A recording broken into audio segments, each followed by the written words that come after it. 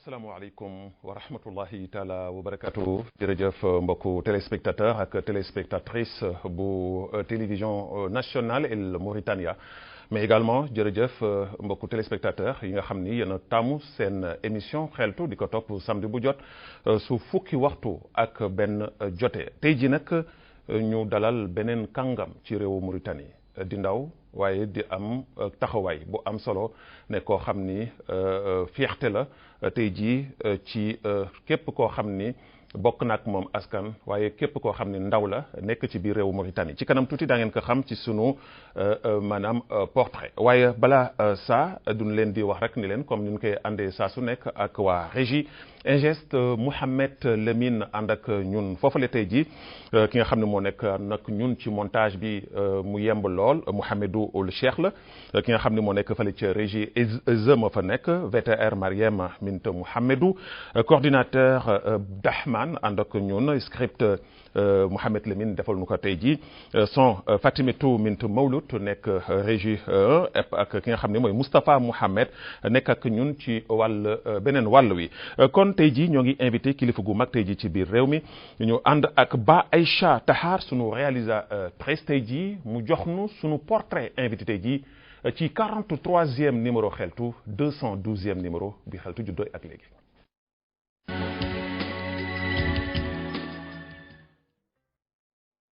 ayu bés bu jot ak li ciy xew waaye gaaw bu jot seen émission xeltu daldi leen dalal xar kanam bu bees bésu tey ji dinañ leen sëggal ci téere ak nataalu beneen jàmbaar di doom ci réew mi juddoo fi màggee fi fekk fi mbar kooku mooy Mamadou Babacar Diagne ma nga juddoo ca Tungeen ca diwaanu Rosso ci atum junni ak juróom-ñeenti téeméer ak juróom-ñett fukk ak juróom-ñeent bi mu ràññee baay ba daldi ko dalal alxuraan ci bi mu demee ba toll ci njàng lañu ko dugal l'école mu daldee tàmbali fi nga xamante ni moom mooy albaraka jóge fa jaar petit centre daldee tabbee fi nga xamante ni moom mooy Joxoma Dia ba dalde fa amee baccalauréat ci bi mu amee bac ca la dem fële ca Tunisie ngir eggale fa njàngam bi mu demee ci la dugg daara ju kawe ji di université libre de Tunis di fa jàng informatique appliquée à la gestion dalde fa amee licence fondamentale en informatique de gestion ci atum ñaari junni ak juróom-ñett jàppoo ñaari junni ak fukk ak benn daal di fa jógee dem école polytechnique de Sousse ba tey ci biir Tunisie doon fa def ingénieur en informatique ci ñetteeli atam la ko doon defee daal di fa amee lijaasa bii di diplôme national d'ingénieur ba tey ci atum ñaari junni ak fukk ak benn daal di jàpp ñaari junni ak fukk ak ñaar ba tey ci ñaari junni ak fukk ak ñaar boobee lamboog ñaari junni ak fukk ak ñeent mu daal di ñaaj nank daal di jàll dem ci école supérieure des sciences appliquées et de management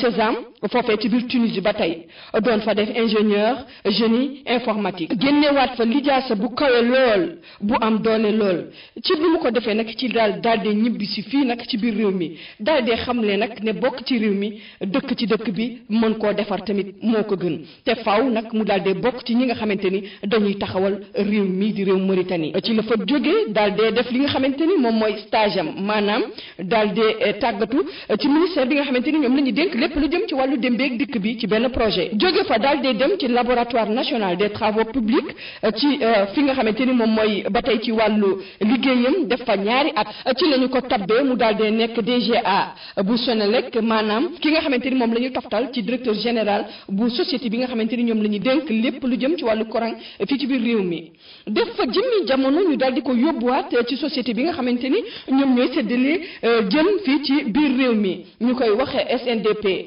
ba tey mu nekk fa DGA maanaam ba tey ki ñu toftal ci directeur général ba Mamadou Diagne doon ndaw lu am jom lool waaye yéene woon nekkinu waalo yëpp daal di nekk ci loxoom ndax li nga xamante ni moom mooy féexal xolam mu daal di gis li nga xamante ni moom mooy waalo daal di suqali ko mën a dem ca kanam mu di bëgg-bëggam mu jiital ko lool ci li nga xamante ni moom mooy ay mëbëtam ci la sóobu ci li nga xamante ni moom mooy politique am ci taxawaay lool taxaw ci taxawaay bu rafet waaye it bëgg nag saa yu ne ànd ak ceeg ay ñoñam maanaam doomi waalo yi nga xamante ni ñoom lay bokkal di xeexandoo di xàccandoo di dóorandoo ci li ñu ànd ñoom ñëpp daal di mànkoo tabb benn coordination maanaam kuréel kuréel ba nga xamante ni dafa ëmb maanaam ñaar fukki dëkk yi ak ñett yi seeni ndaw yooyee ñu ngi ci kuréel googee ñu daal di ko jël moom Mamadou Babacar Diagne tekk ci boppi kuréel bi nga xamante ni moom mooy coordination jeunesse UPR du Waalo booba nag fekk na ko mu nekk membre de la commission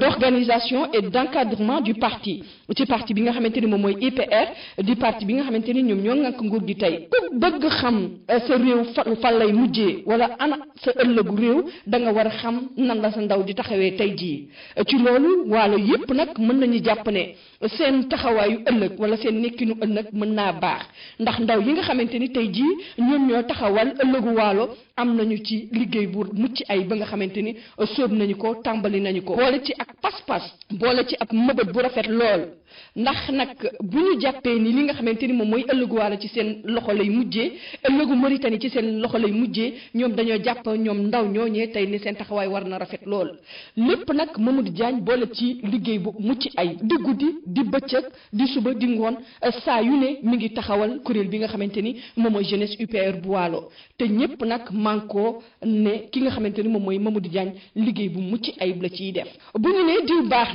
na fekk mbokk yi wax nañu ko loolu nag moom mooy seede bi waa këram yépp amal di taaw bu góor ci biir kër gi jóge lool ay wayjuram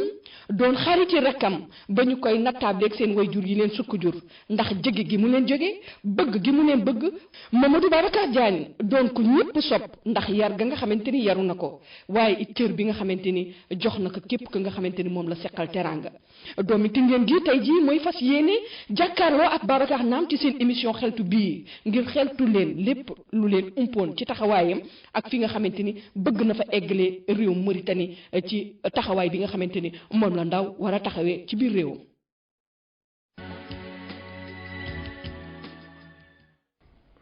L'incontournable et l'infatigable Léna Dieye comme ni ma leen koy waxee saa su nekk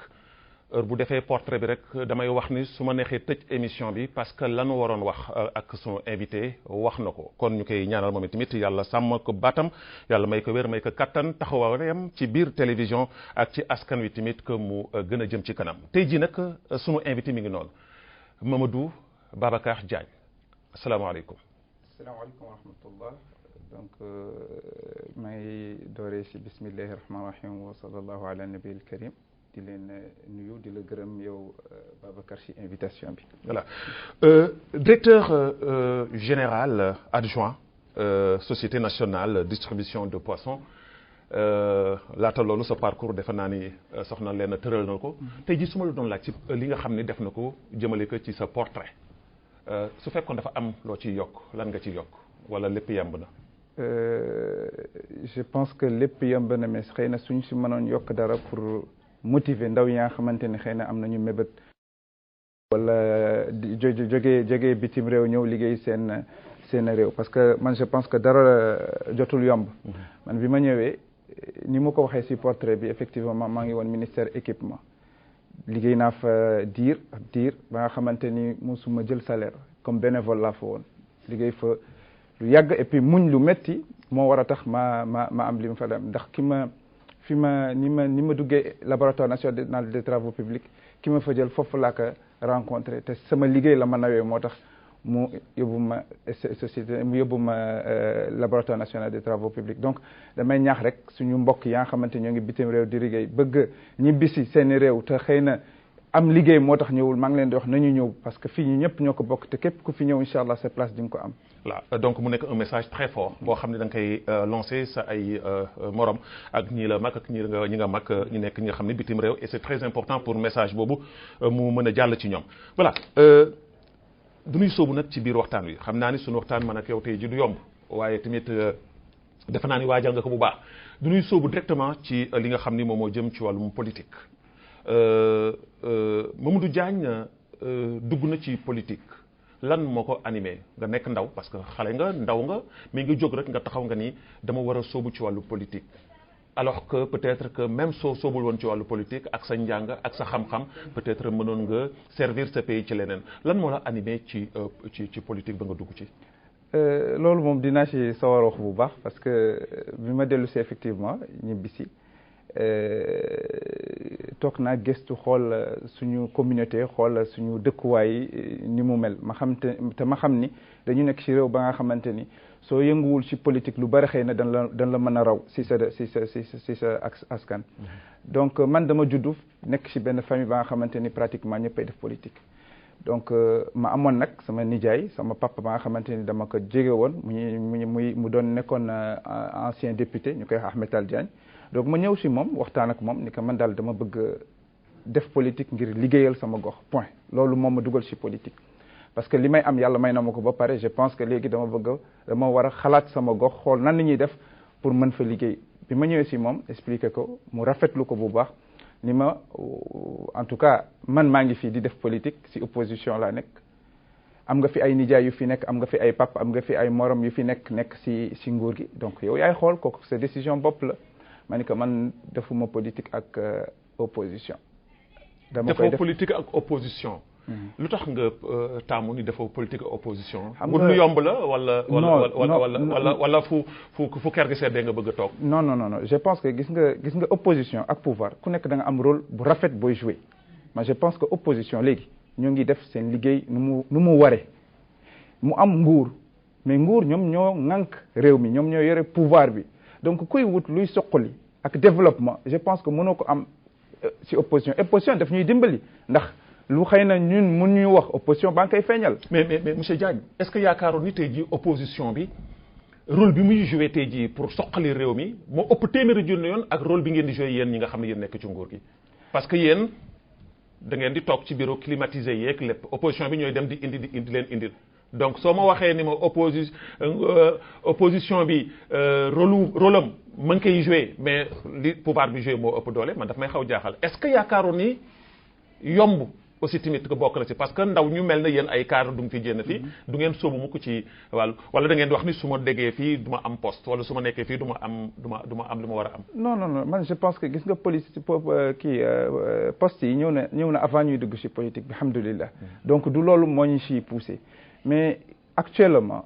dañu gis justement ci dynamique ci jeunesse bu bees bi ña nga xamante ni aussi dañu jóg am même objectif que man muy soqali seen i gox yi te ñooñu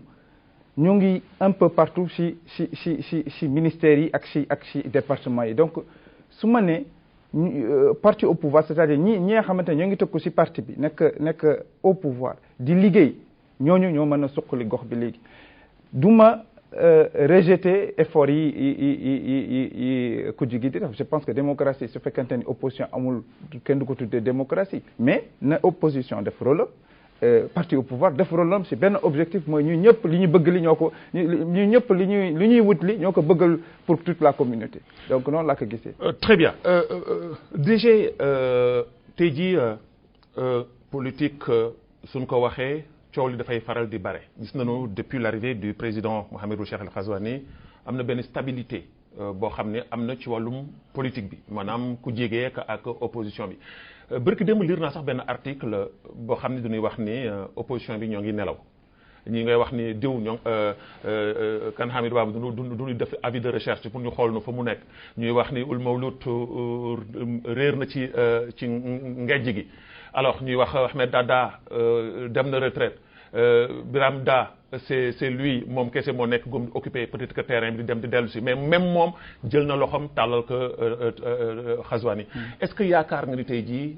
on peut parler de l'opposition tey jii en Mauritanie quand on dit que opposition bi yëpp seey nañu est-ce que opposition mën nañu ko wax tey jii ci biir réew mi. moi je pense que oui parce que gis nga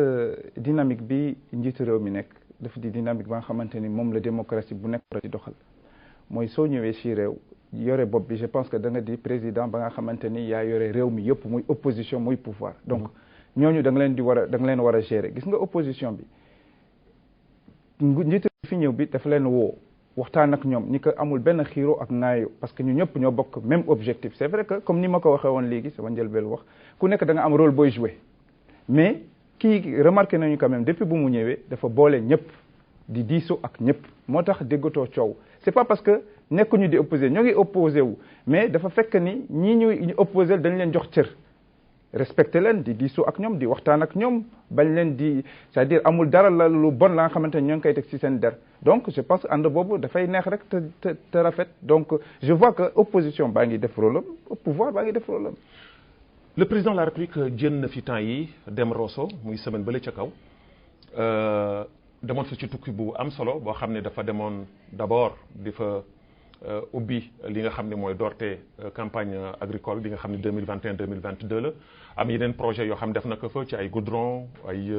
mbirum électrification yoo xam ne mi ngi ko doon def foofu au niveau de Rosso nan nga dundee tukki njiitu réew moomu ñu dellu soit ci yeneen question yu ma la ciy laaj. gis nga visitu njiitu réew monsieur Trarza ngëneel rek laa ci gis parce que gis nañu ni bu mu décider dem foofu je pense que communauté wolof mobilisé wu nañu nekk benn bien vrai que am nañu lu bare lu ñuy jooy ci suñuy gox yi mais takku nañu taxaw teral ko damay joxe benn exemple ba nga xamante ni moom ma gën a touché ci visite bi mooy gis nga am nañu village bu ñuy wax Kër Mour ba nga xamante ni ils sont à 2 kilomètres du réseau électrique et 2 kilomètres de la route dañuy jànkoonteeg ay problèmes yu bëri waaye taxul ñoom ñëpp wàcc ci kaw goudron bi dalal ko mais président bi bu mu ñëwee dafa taxaw ci ñoom waxtaan ak ñoom dellu ci fekkaat leen place mu taxaw foofu waxtaan ak ñoom jël seeni doléance je pense que kooku acte bu rafet la su fekkente ni ñu ñëpp ñoo ngi doon sàmm jëfin yooyu xamante ni xamee nañ ko ci communauté wolof je pense communauté wolof dina jëm kanam. mais est-ce que du sëlëm leen parce que yéen wolof yi dañuy wax ni à chaque fois da ngeen yomb lool. déedéet à chaque fois suñu ñëwee def fa yenn bluff yi nax leen après dem seen yoon suñu demee tourné nu même suñu fa lancé ay projet yooyu finalement doo ko gis. depuis bi indépendance. kooku xëy na suñ ma ko waxoon ci beneen njiiti réew dinaa ko mën a gëm mais du suñ njiiti réew bi ñu yore bi léegi ba nga xamante ni moom askan bi moo ko tax a jóg te yàlla xam na ni dafa di ka nga xamante ni dañ ko xiir ci nit yu ñu tooñ. nit ñu tooñ wala nit ñi nga xamante ni amuñu infrastructure genre nit yooyu daf leen fonk te je pense que président de la République boo xam ne dafa am cortège am ànd ak sécurité am ñëw fekk ay doomaanu wolof taxaw ci kaw goudron bi mu ñëw taxaw waxtaan ak ñoom je ne pense pas que kooku folklore la te am naa yaakaar bu baax ni li ñu doon jooy parce que dañu yàgg nax askan wi ci loolu. parce que folklore boobu moo fi mas a am. gis nga keroog bi njiitu réew mi di dem est-ce que politique boobu aussi tamit tey jii en tant que yéen des grands cadres tey jii ci biir parti bi. ak ci biir nguur gi est-ce que jotul tey jii ñu changé que par exemple njiitu réew mi suy déplacé wu presque lépp lay taxaw ñëppay déplacé wu. Nouadhibou Atar. les xot ñëppay jóg. dem fi njiitu réew mi dem keroog Rosso amul ku fa des ñëpp nga fa woon. est-ce que politique boobu warul changer. non mais parce que dafa mel na politicienne la quoi. gis nga on dit souvent que président de la République suy dem ci dëkk toutes les institutions de l'État dañ koy accompagner parce que président bi institution la donc dañ ko war a jox cër dañ ko war a respecter donc je pense que président de la République su jógee su bàyyee dëkk yëpp ñëw ba Trarza doomaanu Trarza yëpp dañu war a jóg. ni que bismillahi rahmaani rahim si mais ay doomu Trarza ñoo ngi fa. mais les responsables administratifs ñoo ngi fa. non mais même ñi fa bokk te nga xamante ne ñoo ngi yëngu au niveau de Nouakchott dañu war a dem. loolu tax na aussi tamit ngeen tëj lépp tëj bureau yëpp. déedéet tëj ñu bureau yëpp gis nga kooku du man maa ko créé du keneen moo ko créé président de la République suy déplacé wu toutes les institutions dañ koy topp kooku du man maa ko wax. mais monsieur Diagne même su fekkee ni waxoo ko dafa am loo xam ni dañ ko war a weesal suñu bopp parce que pour avancer tey ji en Afrique il faut que yenn actes yi ak yenn jëfin yi ñu mën ko teg de côté parce que tant que ñoo ngi jëm ci loolu jël xaalis bu bare yàq ko ci tertu hôtel yëpp ñu occupé ko kër dëkk bi yëpp ñu occupé ko jël xaalis bu bëri sotti ko fa ndax lan ndax njiitu réew mi ngi fay ñëw te benn journée la fa def waaw mais loolu du nga yaakaar du yàq alors que tey ji population bi ñoo ngi nekk fii tey ji dee ak xiif ak mar mais benn journée bi mu ñëw Trarza je pense que du journée ba nga xamante ne dañ koy multiplier par 0 moom daf fa ñëw lancer un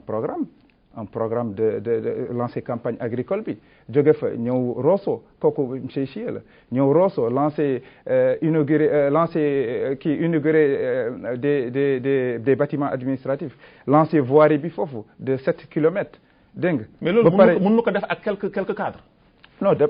non kooku mais cadre yow su fekkente ni cadre nga bokk ci dëkk bi ñuy def loolu te ñëwoo teew sa dëkk bi je pense que kooku amul solo nit ki ka nga xamante ni da nga bokk ci dëkk loolu monsieur Diagne tuddee woo ko folklore. déedéet loolu tuddee ma ko folklore kooku moom mënu ma ko tuddee folklore. lan la dégg nga caaxaan la. non du caaxaan. lan la du caaxaan loolu déjà jox nit cër la mais aussi reconnaître li nguur gi def si sa dëkk am na la nga xamante ni xëy na yéen da ngeen koy jël à la région je prends comme exemple kii lu mu tëtti li mu def Kër Massène ñu ñëpp xam nañu am na ay temps su ndox daan coupé su courant daan coupé ndox def si coupé loolu lan moo ko waraloon parce que dafa amoon benn centrale c'est-à-dire suñu station de pompage yi dañ ko relier woon ak OMVS ak Manantali à chaque fois su amee perturbation ndox mi day arrêté réew mi jóg ni léegi loolu il faut ñu dakkal ko dem def fa benn centrale électrique mais yooyu c'est des choses qu'il faut saluer léegi doomaan yooyu ñu ko defal dañu war a teew reconnaître ni njiitu réew bi mi ngi leen di gëstu mi ngi fay def ay réalisations et je pense que kooku c'est très important. et suivi bi parce que toujours on a un problème ici en Mauritanie mooy topp bi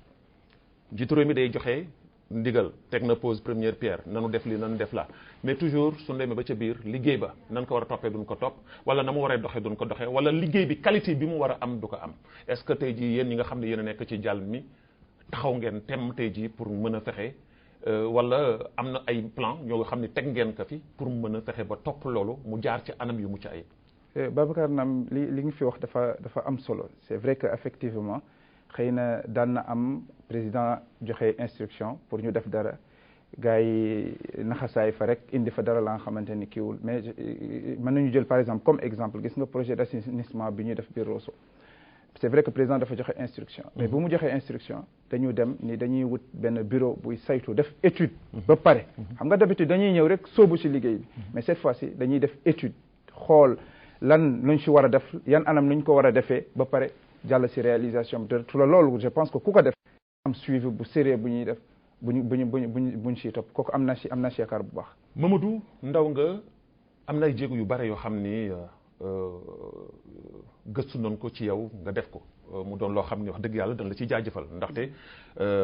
bare na ay say mag yu fi jaar xëy na ëppoon la daraja wala am yenn possibilité potentialité yi nga xam ne yow amoo ko te defu na ko te yow ñëw nga au moins def ko muy liggéey yu am solo yoo xam ne def nga ko gis nañu ni courant bi nga xam ne dugg na ci Kër Mour li nga ci jéego ak dox yi nga ci dox gis nañu tamit que tey jii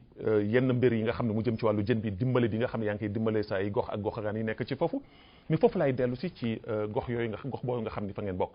yow Tungeen nga bokk suñu waxee Tungeen wax Garak suñu waxee Garak wax Faas suñu waxee Faas wax Bërëng suñu waxee Bërëng wax Jëkk wax Gaani gis nañu ni suñu dëkkaan yooyu nga xam ni 23 villages la coono ju ñuy dund ak ju ñuy am dafa metti lool rawatina ci wàllu yoon ci wàllu courant ci wàllu ndox alors est-ce que ci projet bi nga xam ne njiitu réew mi demoon na barki démb tey ji di ko ubbi ñoom mën nañ ci am yaakaar parce que tey ji ñu bari ñoo lay seetaan tey ji li nga wax léegi si suñu gox yi effectivement lu am la lu dëggu la te njiiti réew mi je pense que visite bu mu defoon bi le Trarza récemment effectivement am na comme ni ma ko waxee am na defoon na fa lancement voirie et tout mais je pense que ñun impact bi gën a rëy ba nga xamante ni gox yooyu daañu ko mën a bénéficier wu mooy passage wu pont bi parce que ak pont bi on aura à peu près 11 kilomètres de goudron ba nga xamante ni day nekk benn genre pôle commercial ci zone boobu et donc am nañu yaakaar bu baax ni village yi nga xamante ni ñoo ngi rattaché wu ci zone boobu daañu ci gis seen bopp bu baax a baax incha allah. tey jii directeur am na tey jii loo xam ni askan wi dañ ma ko yóbbante tey jii comme yàlla def na nga indi fi il faut que ma wax la yóbbante boobu mooy sunu mbokk yooyu nga xam ne ñoo nekk ci àll bi. duñu wax ni dañ leen nax lu toll ci juróom-benn fukki at ñoo ngi leen di nax te politiciens yi ku ñëw rek wax joo xam ni défendre ki nga xam ni moom la àndal ba tax na ñoom duñu xamatul léegi fan la ñu féete wala fan la ñu tourné alors est-ce que tey jii yow en tant que un jeune cadre nekk ci parti au pouvoir nekk kilifa ci biir réew mi est-ce que tey jii mën nga taxaw devant eux fii ñu toll nii nga xamal leen ni leen seen jafe-jafe bu ñuy dund ci wàllu yoon su tawee ñu coupé du monde kenn dootul demati Rosso ñi nga xam ni 7 kilomètres 2 kilomètres la ak seen village yi li nga xam ni moom moo jëm ci wàllu courant bi li nga xam ne moo jëm ci wàllu ndox mi te loolu vraiment saaga la ci ñun saaga la ci nguur gi su fekkee dem nañu ba nga xam ni ndox mi nga xam ne mi ngi walangaan ñu xëccee ko Rosso indi ko ba biir capitale bi Nouakchott mu dem au delà même de Nouakchott te ñoom mënuñu ko am mënuñu ko naan ndox mu sell loolu dafa xaw doy wax est-ce que mën nga leen dalal seen xel fii tey ji ci plateau bi que ni du yàggul dara seen jafe-jafe dana fiir seen gannaaw. Babacar gis nga damay rebondir rek ci problème ndox ba bi nga fi évoqué li gis nga problème ndox bi dafa di problème ba nga xamante ni concerné wul rek suñu village yi mais ça concerne Rosso en général te nit yaa ngi xar seen tànk tubéy actuellement pour régler problème boobu parce que problème bi du problème mu village rek mais problème mu Rosso yëpp la. mais village yi ñoo ci gën a sonn. effectivement village yi yow tu es de Toungène. je suis tout à fait et tu sais bien que ni à Toungène ba tey jii am na ay jafe-jafe ndox. je suis tout à fait d'accord avec vous mais gis nga actuellement man comme ni mu la ko waxee am na jéego yu rëy. yu nit yi di def léegi pour régler problème te incha allah ak diir daañu gis ci résultat yi incha allah léegi damay rebondir ci li nga wax li gis nga ñun dañu di ay ndaw on a l'avenir ba pare am avenir ci suñu kanam donc on n'a pas intérêt ñuy nax nit yi parce que de toute façon. parce que léegi ñu yeewu noonu de. effectivement nit yi kenn dofatul léegi amul kenn ka nga xamante ne mën nga ko nax moo tax ñun suñu coordination bi dañu jóg takku ni ñun xaaruñu kenn. dañuy suñu propre moyen la ñuy jël ñun suñu coordination dama koy rappeler rek def ci benn kii dafa di la nga xamante ni dafa existé woon Macky yore woon ko ñu tuddee woon ko pencum UPR bu Trarza ba nga xamante ni naturellement le député Bamadine moo ko jiite woon ñu nekk ci biir di liggéey ak ñoom ba diir am ñun ñu yéen da ngeen war a jël seen i responsabilité ngeen dem ngeen créer seen kuréel ngeen liggéey ñun ñu jàppale leen doole leen. ñoom ñoo leen ko wax. ñoom ñoo ñu ko wax. ñoo leen ko wax wala ñoom duñ ci amatul pexe xam ni yéen a ngi ci yoon wi da ngeen am ambition. non ñoom ñoo ñu ko wax. parce que dañu xam ni gis nañu ay jeunes yaa xamante ne mën nañu leen def confiance te dëggu nañu ñu ni non ñooñu dañ leen di jiital ba pare may leen doole te loolu mosuñu si jokk depuis bu ñu nekkee ak ñoom ñu créé suñu kuréel ba nga xamante ni macha allah diplômé yépp ñoo ngi si donc su problème amee au niveau d'un village dañuy saytu si suñu biir xool yan moyen la ñuy mettre en place. pour régler problème boobu su fekkente ni dépassé na suñuy moyens tamit ñu utiliser moyens yi ñu yore ci nguur gi dem seeti leen pour ñu régler suñu problème boobu donc man je peux m'engager au nom de notre coordination ni incha allah duñu mës a weddi te duñu mës a wax ni dañu ñëw nax leen parce que dañ leen wanal ni ñoom la ñu àndal incha allah. mais da nga am loo junju ci seen coordination boobu junju ko ci mag ñi nga xam ne ñoom ñoo fi nekk. parce que mag moom. toujours du ñuy wax ni jar naa bàyyi ci réew waaye mag nag dafa am foo xam ne su fa tolloo dafa war a nag jël àllarbaam balaa muy jël bërëb dafa war a jël àllarba xam nga àllarba absolument doomu Tungeen nga fa nga juddoo war nga xam àllarba absolument voilà donc mag ñooñu est-ce que defuñu taxawuñu ci ñaari position wala am beneen am ñaari facette yoo xam ne moom la ñuy wane parce que des fois da ngay dégg ñu ni mag ñi ñu ni non ñun retraité nañu amatuñu lu ni kii du ñuy encadré xale yi mais soo demee ba ci biir da ngay gis que ni dafa am lu ko lal dafa am lu ko lal boo xam ni bëgg-bëgg la ba tey ndaxte mag ñooñu di wax yëpp kun fi nommé woon tey jii ministre wala nommé fi directeur général doo wax ni non jox ko diw wala jox ko diw. kooku li nga wax li ba mën nañu am beneen interprétation gis nga wax nga koy sax yow léegi nga ni jeunes yi léegi jeunes yi kenn mënut leen nax et man je pense que ñun kenn mënutuñu nax. gis nga te lépp loo gis quand même ñun ay ndaw lañu dañu war a tarbiyu dañu war a jàng dañu war a xool doxalin ñu xool li ci baax ñu jël ko ñu xool li ci bon ñu tekk de l'autre côté gis nga damay jox pour exemple rek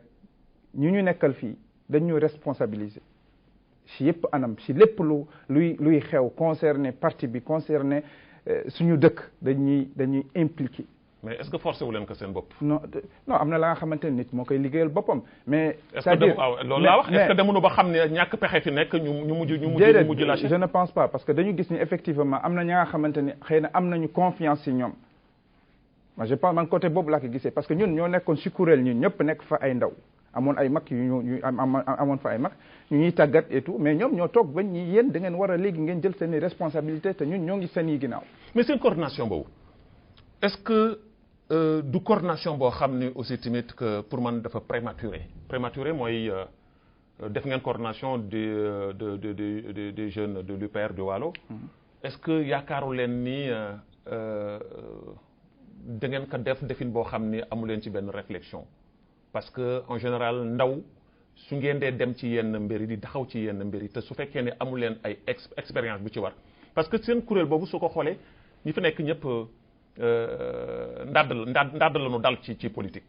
amul kenn ku ci am expérience kenn ci sama xalaatu bopp man en tant que journaliste Babacar Nam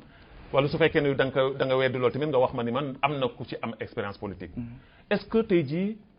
yi teelul ngeen ber seen daara loo xam ne ëllëg peut-être que mën na leen fakkasal ci yoon déjà damay revenir sur le fait que nga ni ñi nekk ci groupe bi ñaa xamante dañu bés ci politique déedéet loolu amul xëy na am na ci ña nga xamante ni dañu bés ci politique mais ñan ñu ci am expérience am nañu sax ñaa xamante ni nekkoon nañu candidat au niveau de Rosso mais non mais donc c'est pour vous dire monsieur Diagne d'accord mais soyons sérieux un peu parce que soo ma waxee ni ma am nañu bees ci politique am na ñoo xam ne dem nañu campagne ci municipal ou législative yan candidat ban genre candidat yoo xam ne ay parti cartable Babacar politique du li ñuy jàng nekk mën na ko def du li ñuy jàng école politique du li ñuy jàng école politique dañ koy dund. mais politique dañ koy jàng. monsieur le directeur dama yow yaa comprendre xëy na fi may waxee. am na ay kii lu mu tuuti am na école yu jàngale politique. mais dama ni lu mu tuuti le fait que ñuy topp grand yi dégg nga am nañu ci expérience ba nga xamante ni je pense que mën nañu jogal suñu bopp ci côté boobu la ñu demee c'est-à-dire ñun. xëyuñu rek suba jóge benn place rek jóg ni dañuy def politique déedéet dafa am ñu àndaloon di liggéey ak ñoom et puis nangu ni xale la ñu woon ba pare jàng si ñoom. kon ça veut dire que tey jii yéen si seen kuréel googu élection yi nga xam ne dañ koy séentu xamuñu kañ la waaye c'est sûr et certain que ni dana am ngeen da ngeen am ambition yéen seen kuréel googu samp fa ay candidats législatives municipales. pourquoi pas. je pense que compétence yi am na dégg nga pas-pas bi am na gëm-gëm bi am na mais. est-ce que taxawaay bi am na. taxawaay bi am na également. base bi am na. fan ngeen jëlee base yéen. mais si li ñuy liggéey. yéen ay doomu Nouakchott ngeen de. non mais coordination la ñuy doomu Nouakchott la ñu. effectivement mais Rosso Guélé da ngeen ko fàtte Rosso Guélé yéen da ngeen ko fàtte les jeunes cadres là. non cadres yi da ngeen fàtte Rosso. je suis désolé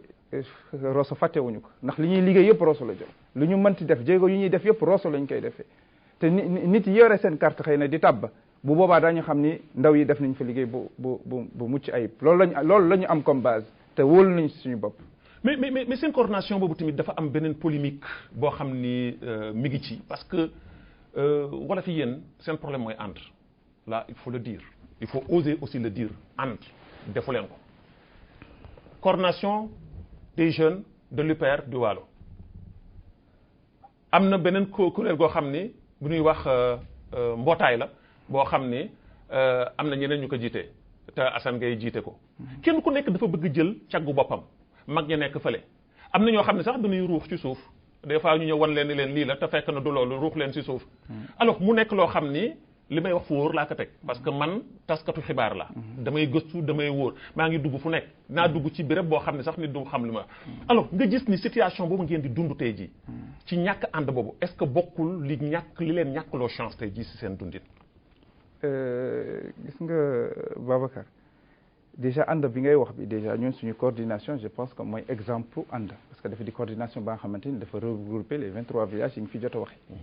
donc 23 villages yëpp gis nañu seen bopp ci coordination boobu. 23 villages yooyu am na ñoo xam ni tey jii ñoo ngi ci beneen kuréel ga. waaw mais su fekkente ni ku nekk da nga am sa kuréelu bopp peut-être bëgg ko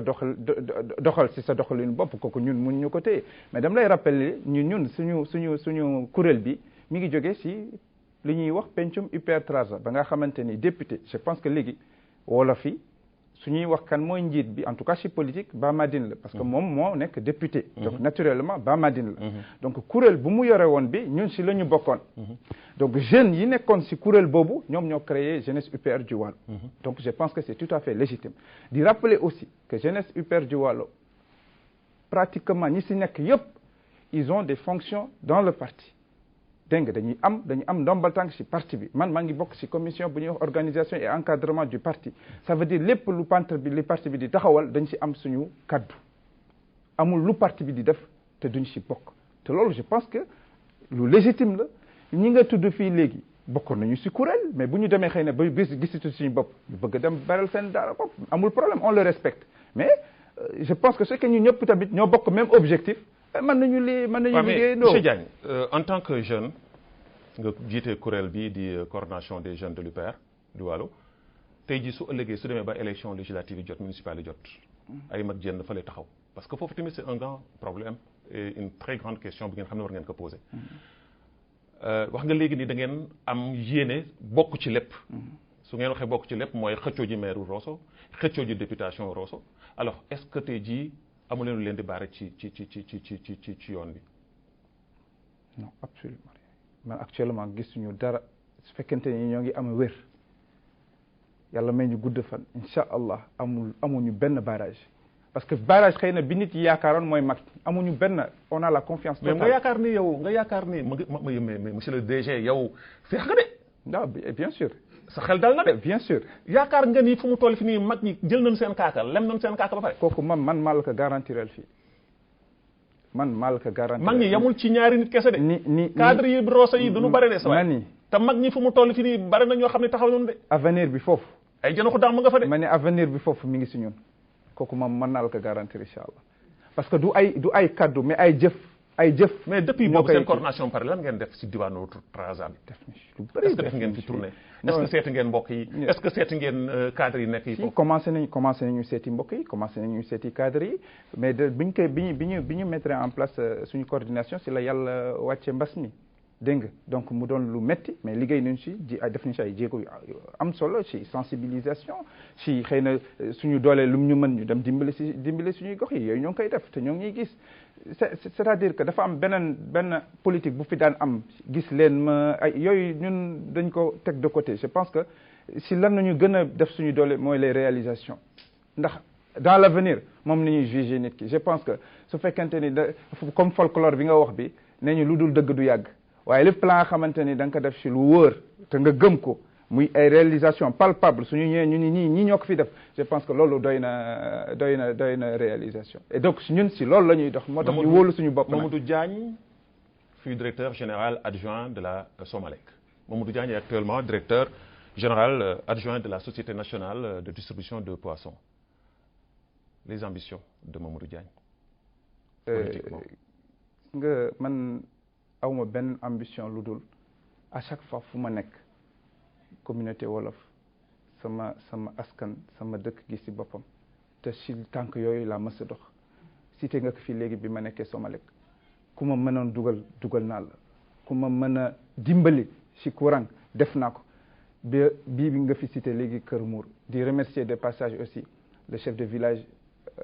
Vieux Maxa ba nga xamante ni def na ci liggéey jéego bu am solo te dama naan sax su dul woon moom du am ndax je pense que lépp la nga xamante ni mënoon na ko def comme moyen de pression comme autre pour que Kër Mour am tey courant je pense que def na ko te am na yeneen village yi nga xamante ni xëy na su ma fa yàlla bàyyi woon dinaa ko kii waaye lu ñuy ñaan dal mooy yàlla di ñu jox lépp la nga xam à tout moment muy SNDP également village yu bëri dimbali leen ñu am point de distribution yokkal leen seen quantité je pense que loolu la ñu mënal suñu askan donc lu ñuy ñaan mooy fuñ ñu teg ñun ay soldaaru gouvernement bi la fuñ ñu teg dañ fay dem luñ fa mën a jàppale suñu gox ñu jàppale ko. très bien ñu la ci jaajëfal di la ci encouragé bu baax parce que nit ki tamit su defee lu baax da ngay am sañ-sañu tamit courage yu nanga wax ko man ni ma leen di songee di leen bombardé su ngeen si defee lu baax tamit dama koy wax ku deful lu baax tamit dama lay caw rek voilà kon nag ñu leen di jaajëfal di la jaajëfal bu baax ni la fi nga teg sa tànk foofu la parce que politique aussi c'est comme ça fi nga teg sa tànk soo ko teggee woo rek ànd ak sa askan soo ko teggee rek ñu fekk si la ak ay xeer yu métti te xeeru tëli bi nag ngeen di defar si lan lay dóor voilà ñu dem nag ak waa régie ànd ak sunu réalisatrice tey jii di ki nga xam ne mooy Ba Aïcha Tahar ak Mouhamed Lemine fële ca wàllu inges ñu jox nu sunu premier élément émission bi nag dafa am nu muy doxee am na ñaari mouchoir yu mu la jox mën nga jël ñaari mouchoir yi ma xool voilà Ba Aïcha ñu dem si sunu premier élément am na fu nu doxantu dem fa bett sunu invité tàllal sunu micro ñu am ay kaddu yoo xam ne yëkkati nañ ko am naa yaakaar nag soxna leen a jëy tey ji du ma sonal nag ci jooy ñu def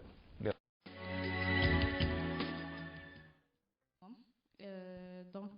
lui ce n'est plus un frère c'est un papa nous en tout cas il représente un papa pour nous parce que machallah dafa nekk koo xam ne ku bëgg njaboot la ku bëgg famille am la peut-être que su génnee mën na am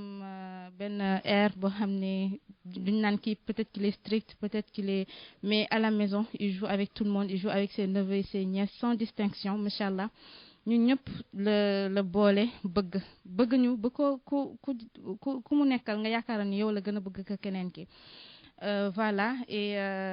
ñu ngi koy ñaanal yàlla ci li mu dugg yal na ko yàlla barke yàlla may ko yokkute may ko avancement incha allah ba ñëpp fekkee ko incha allah ak suñuy waajur incha allah. Bon en tout cas ñu ñoo màggaale daan na ko mais man li ma ko xamee mooy incha allah nekkul nit boo xam ne dafa bari dugg génn. moom même temps yi ñu daan jàng bi ñu nekkee élève suñ daawoon ñooy ànd dem jàngi suñuy wàcc ñooy ànd wàcc si bon peut-être que après bi mu demee bay nga xam ni commencé na liggéey am na yenn engagement yi la commencé peut-être se dire que ni am na yoo xam ne waru si dugg am na yoo xam ne tamit noonu la war a noo xam ne noonu la war a doxalee noonu la war a mel. Donc voilà, en gros, il est plutôt, je trouve qu'il est plutôt, c'est vrai qu'il est strict dans son travail et quand tout ce qui est en rapport avec la profession, il fait de son mieux pour être le plus strict. Mais quand il est en famille, il se détache, il se libère et il est vraiment, machallah, comme on le dit, ñëpp daal lay uuf ñëpp lay nekk di waxtaana di kaf di foo di ree amul benn problème. waaw c'est vrai que daawoon nañu nekk di xuloon noonu tuuti mais en même temps daf ma daan défendre parce que yenn saa yi suñu daan génn ba nit tooñ ma wala nit bëgg a xeex ak man day ñëw défendre ma assister ma et vice versa aussi parce que bu ma nekkee xale j'étais un peu xawoon agité tuuti donc voilà machallah je prends ça plus côté taquinerie côté blague ak yooyu mais pas xeex en tant que tel. bëgg na maa fe trop. maafe daal mooy plat préféré bokk na ci plat préféré mais après ça il y a ceebu jën si c'est très bien fait s'il y a les gros poissons et voilà soupe kànja tamit bañu ko mais plat bi nga xam ne moom la gën a bëgg d'ailleurs bu daan dem jàngi à l'étranger su daan ñibbisi jour bu mu war a ñibbisee dafa naan nañ ko commandel maafe moom la bëgg a añee. lu mu mën a wax ci moom mooy mu sama xarit la déjà sama xarit la sama mag la et sama complice la sama confident la aussi daanaka problème bu ma am si janvier dama confier tout ça Mamadou laay waxal donc c'est mon deuxième papa comme j'ai l'habitude de le dire li may wax si moom nag xam naa su ma koy wax du jeex je sais quand même qu'il est très gentil et très protecteur moom famille am que ce soit ses parents ses sœurs yamalewu leen ak dara donc mi ngi ñuy toppatoo ba léegi bien que qu'on soit indépendante et tout mi ngi ñuy toppatoo mi ngi def li ko war ci moom yépp en tant que frère et il fait même plus donc li ma koy ñaanal rek yal na ko yàlla may gudd fan ak wér bàyyi ko fi ba sunu kanam.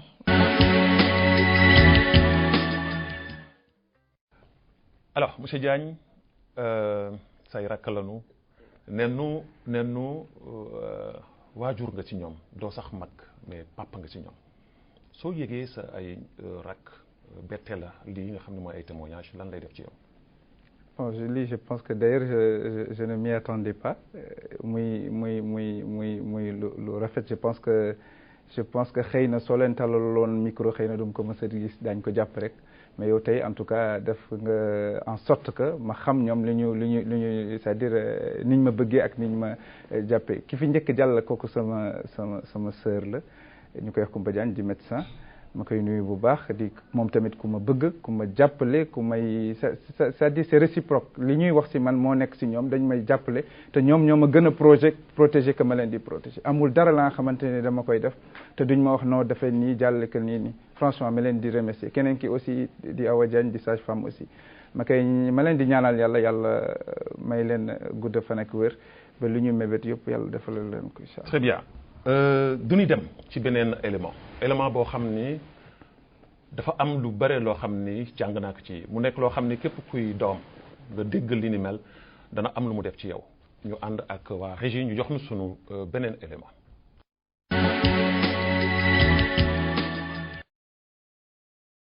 rahim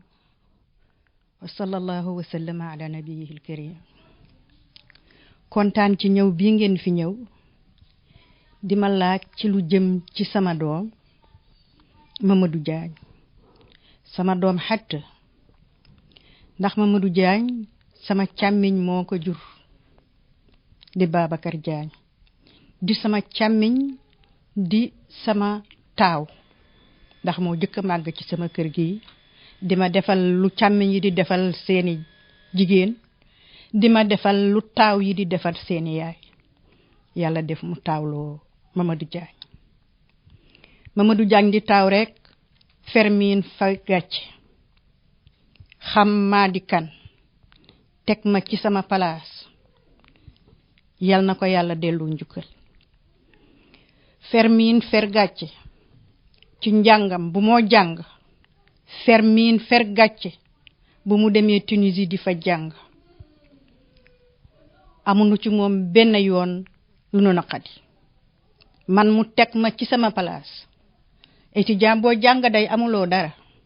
waaye Mamadou Diagne du dem Tunisie dellu si te indi lu ma lu dul bu néewee bay néew dana ma indil paquetu tàndarma dëgg noor foofu la xam Mamadou Diagne xam na Madi Kane te teg na tànkam fu baayam teg tànkam ci sama diggante ak moom ma di ko gërëm bu baax te di ko ñaanal di ko gërëm bu baax te di ko ñaanal fu mu bëgg egg yàlla naka fa yàlla eggale di ko gërëm bu baax di ko ñaanal yan na ko yàlla sàmm yan na ko yàlla aar yan na ko yàlla musal yan na ko yàlla jëmale kanam ci liggéeyam yan na yàlla yaatal wërsëgam yan na yàlla wasal barke ci li mu am ci kàttanu yàlla ak daraja yonent bi ak yërmandeem ci kàttanu yàlla ak daraja yonent bi ak yërmandeem maa ngi ñaanal sama doom yi mu bëgg a egg yal na ko fa yàlla eggale ndax xam na Madi Kane te loolu mu xamee ni Madi Kane nag baayam moo ko suuxat ndax du jog ci wax leen Nouakchott gi lu mu rëy ak yaatu aw ma fi kenn ku dul sama jigéen Ndey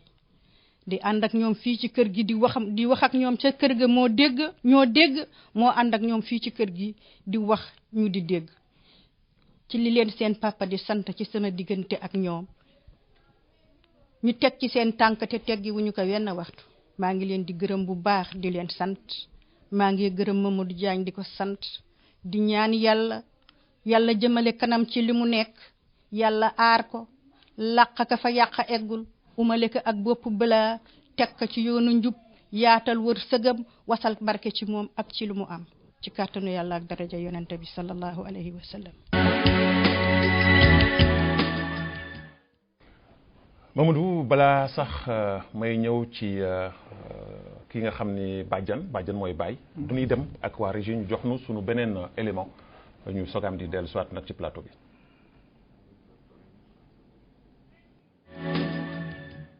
Mamadou sama doom la man maay papam yaayam def naa gis ngeen ko alors Tungeen la fekk baax fa la juddoo fa la ñu ko ngénte nun fa la ñu juddoo fa la ñuy yaru fa la ñu jàngi sunuy waajur fa la ñuy juddoo fa la ñuy yaru ak sunuy maam alors yar nu ci wut xam-xam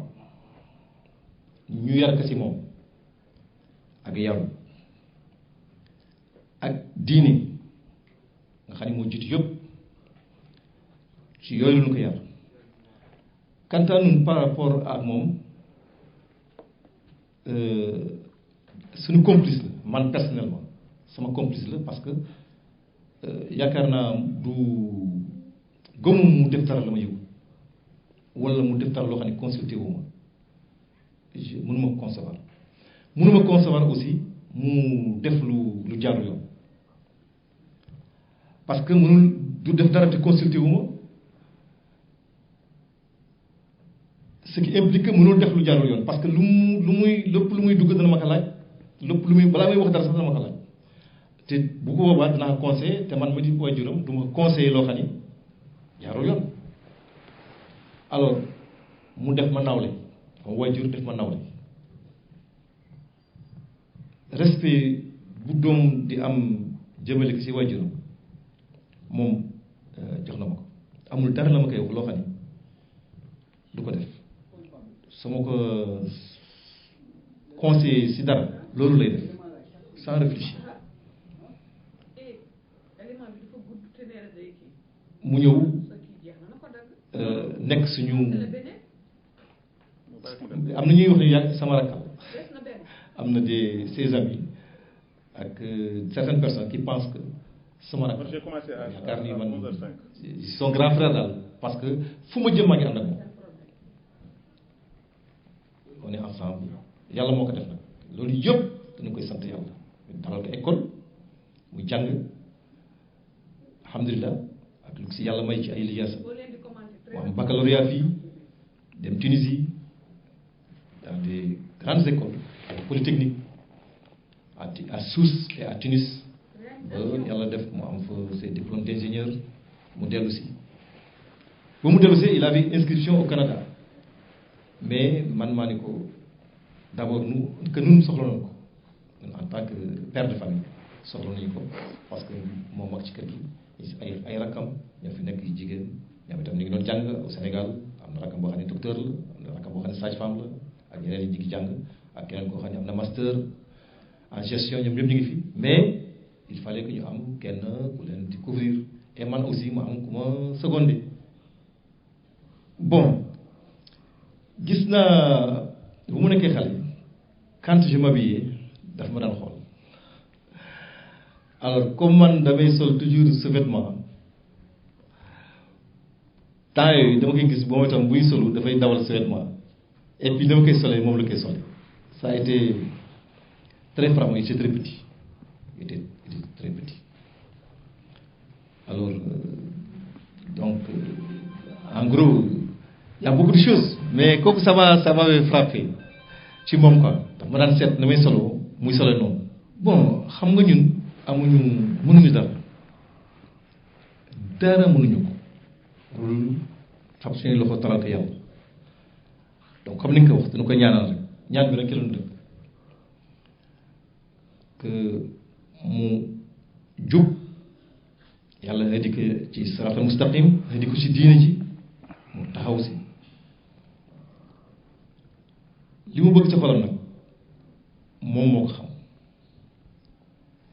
fi mu bëgg àgg moom moo ko xam ñun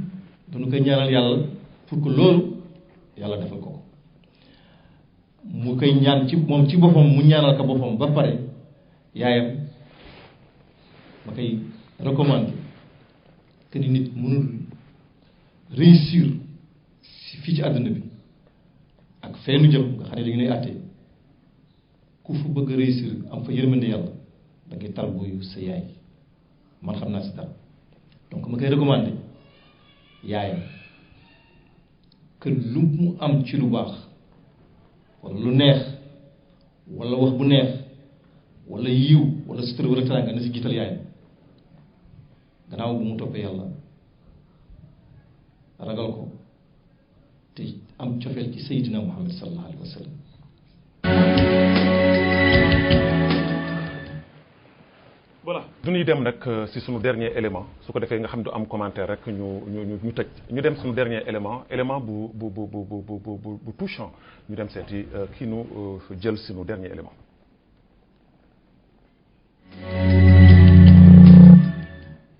salaamaaleykum maa ngi leen di nuyu yéen ñëpp seen tur ak seen sant te di wax bisimilah rahmaani rahiim Mamadou sama doom la maa ngi jur sama taw la taw bu bari yaayam taw bu bëgg yaayam bëgg baayam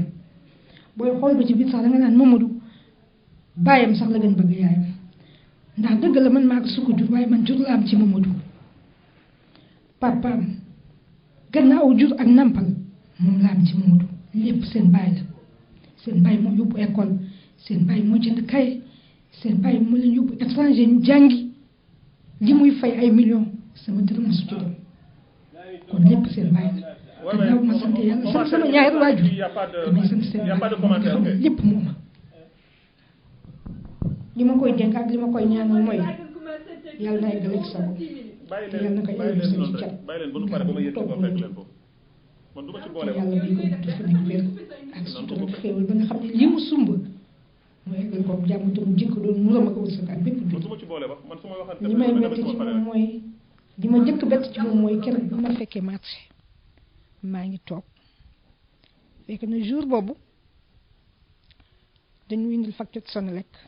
bi ñu indilee facture Senelec mu daal di xëy suba ni ma yaay man kaa mun ma indil ñu facture 50 000 bougies ma ni mun ma waaw man ka kooku cher waaw léegi nag mun ma xanaa fay rek ma ni yàlla baax na mu daal di xëy bu mu xëyee daal di wàcc 2 heures boobu tam mi ngi laboratoire national wàcc 2 heures bu mu wàcc 2 heures daal di ñëw ni ma yaay facture bu ñu ko fayul tey daañu coupé de man ko dañ bàyyi lépp ci yàlla moo mën lépp ma daal di gont marché man dama am boutique marché nekk ma toog sama boutique ba 4 heures 5 heures rek 6 heures mu woo ma téléphone ni ma yaay man kaa mun ma yaay dañ ma nommé ma ni nommé mun ma waaw man ko fi ñu la nommé mun ma directeur Senelec ma ne ko alhamdulilahi rabbil alamin kenn manul yàlla rek a man ma ni ko yàlla rek moo man te leen na xam naa la ko mooy dénkaane bul fàtte mukk say waajur say ñaari waajur bu leen fàtte mukk te leen na tam maa ngi la koy dénk bu dee benn jox ko sa baay ndax li mu daj ci yow kenn daju ko ci yow man jur la am ci yow ëmb la am ci yow ak jur ak nàmpal ci des yëpp seen baay te ñoom ñëpp nag xamalu ma leen dara du ma jënd kaye du ma jënd bik xaw ma école ba sax fu mu féete xaw ma lu muy fay xaw ma lu muy fayul yàlla ak seen baay moo leen defal lépp li ma koy ñaanal mooy gudd fan ak wér ba pare ak wérle te yoon wi mu jàpp mu eggali ko sakam te yàlla may ko gudd fan ak wér ba mu gën a yokku ci barkat Seydina Mohamed te yàlla bu mu ñee benn moromam ci àddina loolu laa koy gën a ñaan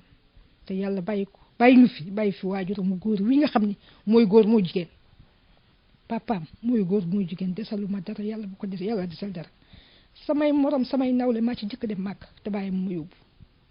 keroog bi ma ñëwee ni ko diw Babacar mun ma man ko yow de tey dama demoon réunion ñëpp di tàggoon dañuy dem màkk mun ma màkk man ko waaw ma xanaa da nga bëgg a dem màkk man ko dem màkk noonu la ku dem màkk da nga koy waaj mun na ko nag waajal man ni waaj mun na man ko da nga may nax mun na baax na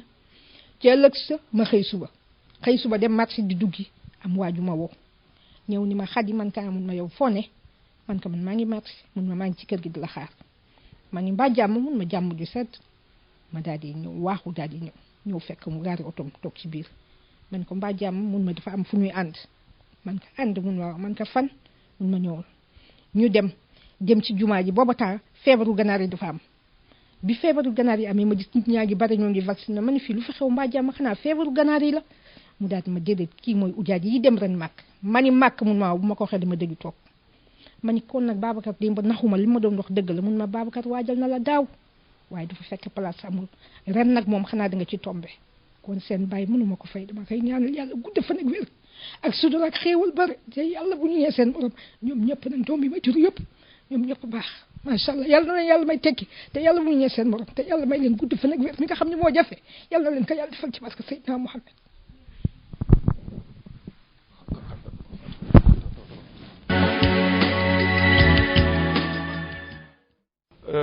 DG ñu bàyyi la nga tàggoo parce que émission bi daraay nanu ñu bàyyi la nga tàggoo. donc. wax benn baat ci say waajur. en tout cas damay commencé sama bàjjen bi nga njëkk a génne kooku di bàjjen si man di papa si man te sama papa dafa yàgg di ñu wax di ma wax Mamadou dafa ni ma dafa am lu ko papam dénkoon muy na sàmm ay doomam ay frère sœuram ak ay neveu man mu sas ma loolu ni ma samay rakk samay mag ak samay cousin dama bëgg nga jàppaleen comme sa papa te loolu si loolu laa nekk di dox ba léegi incha allah sama papa nag je pense que mënuma wax dara si moom parce que sacrifice yu mu def pour ma dem jàngi néew na bépp ay bàyyi yu koy def ka xamante ni bëgguloo dara sa bopp mais da nga décider ne sa doom il faut mu dem jàngi daan naa toog kër ga sama yaay woo ma ni ma sa papa yéene la sa xaalis man ko waaw mun ma salaire am yëpp la yéene billahi wa kitaab des fois ma toog mu woo ma sama yaay woo ma ni ma sa papa añul man ko lu tax mu ne nee na mi ngi toog waaye xamul doomam si lan la nekk mun ma woo ko ndax mu añ donc je pense que yooyu di gërëm sama yaay nga xamante ni éducation bi ma am bi moom ma ko jox c'est vrai que nee na xëy na financièrement contribué wul mais li gën a am importance mooy contribuer mooy jur ma je pense que sama papa rek mënu ma jur moom moo ma jur et puis yar ma bëgg ma tamit donc je pense que yooyu yëpp mooy li tax ma ni man j'ai pas droit à l'échec. je dois aller jusqu'au bout. donc di la sant di la gërëm si témoignage yi. jërëjëf DG ñuy gërëm di sant bu baax a baax ñi nga xam ne ñoo àndoon ak ñun